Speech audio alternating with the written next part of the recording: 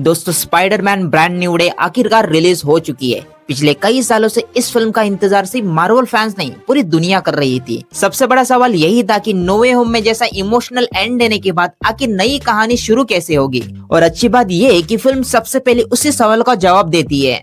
No वे home के बाद Peter Parker की दुनिया पूरी तरह बदल चुकी है। अब पीटर पार्कर पूरी तरह अकेला है। दुनिया स्पाइडरमैन को जानती है लेकिन पीटर पार्कर कौन है ये किसी को याद नहीं, ना एमजे ना नेड।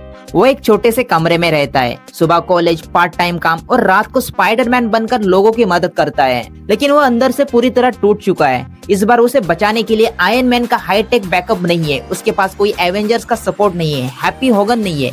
सिर्फ एक लड़का है जो हर दिन लोगों को बचाने की कोशिश कर रहा है लेकिन बदले में उसे पहचानने वाला कोई नहीं है।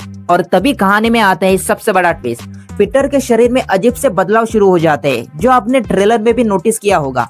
उसके हाथों से अपने आप ऑर्गेनिक वेव निकलने लगते हैं। शुरुआत में लगता है कि शायद ये नई पावर है, लेकिन धीरे धीरे यही उसके लिए सबसे बड़ा खतरा बन जाती है। उसका शरीर बदल रहा है, उसकी ताकत कंट्रोल से बाहर जा रही है और उसे खुद समझ नहीं आता कि आखिर उसके साथ हो क्या रहा है। लेकिन फिल्म का असली गेम शुरू होता है एक नए और खौफनाक थ्रेट की वजह से, और वो है सैंडी सिंह का मिस्टीरियस कैरेक्टर। अब ये कोई नॉर्मल विलन नहीं है जो आकर मुक्के मारेगी। इसके पास है एक ऐसी पावर जिससे ये आम इंसानों को अपने कंट्रोल में ले सकती है। फिल्म में आप देखोगे कि कैसे आम लोग अचानक सैंडी के कंट्रोल में आकर अजीबोगरीब और खतरनाक हरकतें करने लगते हैं और फिर अचानक होश में आते हैं। और यही से पीटर को समझ आता है कि इस बार सिर्फ मुक्कों से लड़ाई नहीं जीती जा सकती। अब उसे लोगों को बचाना भी है और उस ताकत को रोकना भी है जो पूरे सिटी को एक दूसरे के खिलाफ कर सकती है। और यही वजह है कि फिल्म का टोन पहले से कई ज्यादा डार्क लगता है। इस तबाही के बीच पीटर की लाइफ में एंट्री होती है फ्रैंक कैंसिल यानी द पनिशर की। ये कोई छोटा मोटा कैमियो नहीं है। स्पाइडरमैन लोगों को बचाना चाहता है, जबकि पनिशर मानता है कि बुराई को खत्म करने के लिए सिर्फ एक तरीका है, उसे हमेशा के लिए खत्म कर दो। दोनों के बीच का बैंटर और एक्शन देखने में बहुत मजा आता है। फिर आती है एमजे और यही फिल्म आपको सबसे ज्यादा इमोशनल करती है। पीटर उसके सामने खड़ा होता है, उसे सब कुछ बताना चाहता है, लेकिन नो वे होम में लिया गया अपना फैसला उसे रोक देता है। वो लड़की जिसने उससे सबसे ज्यादा प्यार किया अब उसे पहचानती तक नहीं। और यकीन मानो ये सीन किसी भी बड़े सीजीआई फाइट से ज्यादा असर छोड़ता है। हालांकि मैं ऐसा कुछ लवी डोवी मूवमेंट देखना चाहता था, लेकिन पता नहीं हमारे सेंसर बोर्ड को अचानक हॉलीवुड फिल्मों से क्या खुजली होती है, सारे सीन काट देते हैं। खैर, अगर मैं विजुअल की बात करूं तो विजुअल कमाल के है। न्यूयॉर्क पहले इतना खूबसूरत और इतना जिंदा नहीं लगा।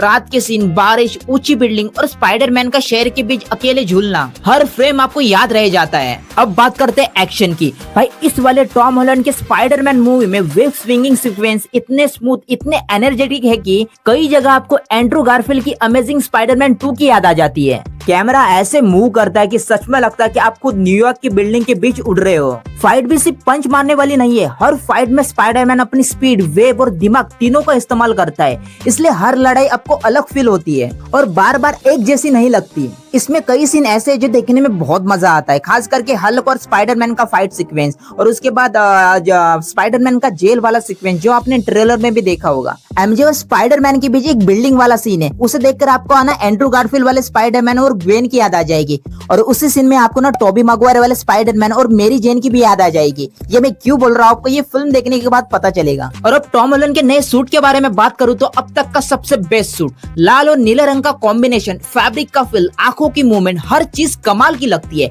पहली बार सूट सीजीआई नहीं सच में पहना हुआ महसूस होता है। टॉम हॉलैंड ने इस बार शायद अपने करियर की सबसे मैच्योर परफॉर्मेंस दी है। जहाँ जरूरत है वहाँ मजाक करता है, लेकिन जहाँ इमोशन चाहिए वह बिना ज्यादा डायलॉग बोले सिर्फ चेहरे से बहुत कुछ कह देता है। यही वजह है कि इस बार पीटर पार्कर पहले से ज्यादा बड़ा और जिम्मेदार महसूस होता है। और बाकी सपोर्टिंग कास्ट के बारे में बात करूँ तो अपने हल्क का रोल बिल्कुल भी जबरदस्ती का नहीं लगता। उसका आना कहानी का जरूरी हिस्सा है, क्योंकि पीटर और ब्रूस बैनर दोनों ही एक ही दर्द से गुजर चुके हैं। दोनों ही जानते हैं कि अपने अंदर की ताकत को कंट्रोल करना कितना मुश्किल होता है। इसलिए जब दोनों स्क्रीन पर आते हैं तो सिर्फ एक्शन नहीं मिलता, इमोशन भी मिलता है। और पिछले करीब 18 सालों में मार्वल यूनिवर्स ने हल्क के किरदार को कभी ठीक से हैंडल ही नहीं किया था। हमेशा या तो मजाक बनाए या स्क्रीन पर लाने से बचते रहे। लेकिन इस फिल्म में आखिरकार हल्क को वो सम्मान, वो स्क्रीन टाइम मिलता है जिसका वो हकदार था। अब बात करते हैं नए किरदार की, जिसे सैंडी सिंह ने निभाया। बिना नाम बताए इतना ही कहूंगा कि ये किरदार इस फिल्म का सबसे बड़ा हाईलाइट है।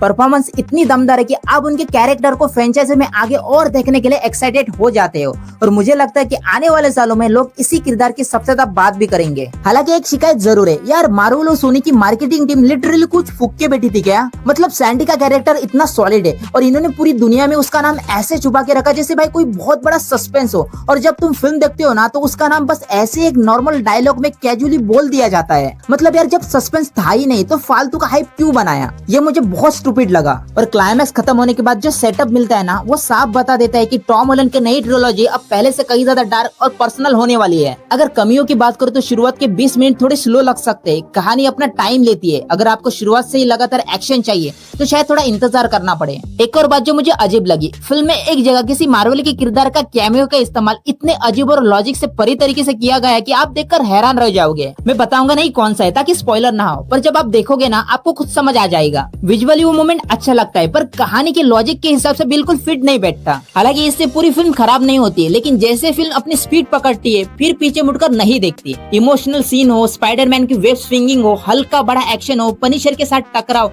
या फिर पीटर का खुद से लड़ना, हर चीज टॉप नॉच। ओवरऑल अगर आपको लगा था कि नो वे होम के बाद स्पाइडरमैन की कहानी खत्म हो गई तो ब्रांड न्यू डे आपको गलत साबित कर देती है। मेरी तरफ से ये फिल्म सिर्फ एक और मार्वल मूवी नहीं बल्कि पिछले कुछ सालों में आई सबसे बढ़िया मार्वल फिल्मों में से एक है, क्योंकि इस बार पहली बार ऐसा लगा कि एमसीयू वाला स्पाइडरमैन अब पूरी तरह से अपने पैरों पर खड़ा हो चुका है। उसे अब किसी आयरन मैन की छाया की जरूरत नहीं है, वो अब सिर्फ और सिर्फ स्पाइडर मैन है। तो यार जल्दी से टिकट बुक करो और ये फिल्म देखो वरना स्पॉइलर मिल जाएगा।